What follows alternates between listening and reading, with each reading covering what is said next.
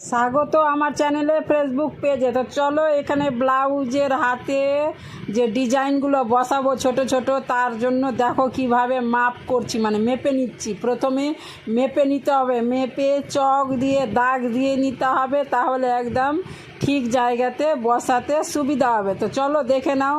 ব্লাউজের হাতাটাকে 2 হাফ করলাম, মানে মধ্যে ভাঁজ দিয়ে হাফ করে, এই যে দেখো এবার আমি চক দিয়ে দাগ দিলাম। এই যে বিচিতে মধ্যের দিকে, যে দেখো ভাঁজ করে মধ্যের দিকে চক দিয়ে দাগ দিলাম।